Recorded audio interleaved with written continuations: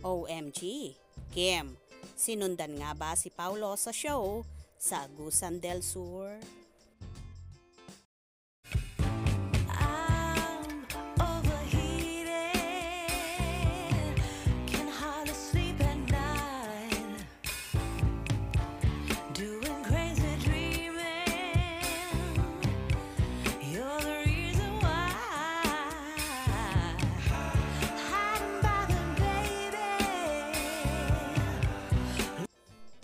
Grabe na talaga ang Kim Pao supporters at talaga namang iniisip na sumunod ang kapamilya actress at TV host na si Kim Chiu sa naging show ng kapamilya actor na si Paulo Avellino sa San Luis, Agusan del Sur, kung saan umattend at naging guest siya sa Yambagan Festival sa naturang lugar.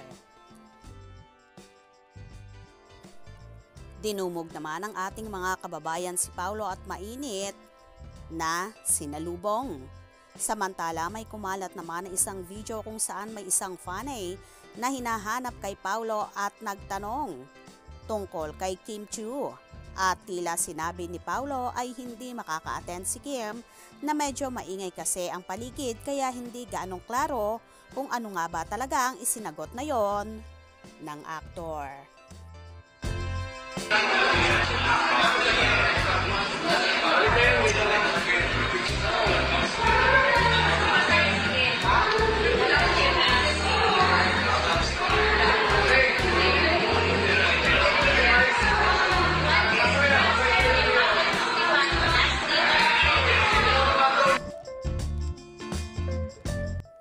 Sa mga nagsasabi na tila sumunod si Kim sa show ni Paulo ay wala po itong katotohanan dahil busy rin ang actress sa kanya-kanyang commitment and bukod nga roon ay ayaw muna nilang isapubliko ng Kim Pao kung ano ba talaga ang real score sa kanilang relasyon. Pero kamakailan ay may kumalat din na video kung saan nasa airport sina Kim at Paulo.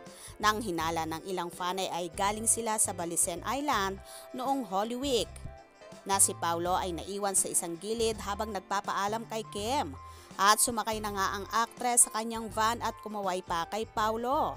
Tila nagfa-flying kiss naman ang actor sa dalaga.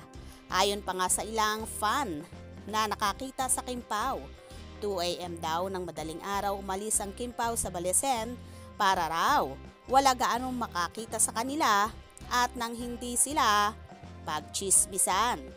Panigurado raw kasing pagpipiestahan sila at katakot-takot na namang isyu ang ibabato sa Chiu Pao. Kung ang Kim Pao supporters at tagahanga ay natutuwa at nagbubunyi, paniguradong marami rin namang Paonin supporters ang magtataas ng kilay at ibabash na muli si Chinita Princess. Well, kung gusto muna nilang itago at ayaw pa nilang isapubliko ang real score na pag-iibigan ng Kim Pao, ibalato na lang muna natin ito dahil for sure pinoprotektahan din nila ang kanilang relasyon. Kaya naman tumutok at huwag na huwag pahuhuli sa mga maiinit na kaganapan. Anong inyong magiging reaction sa bidyong ito? Comment below.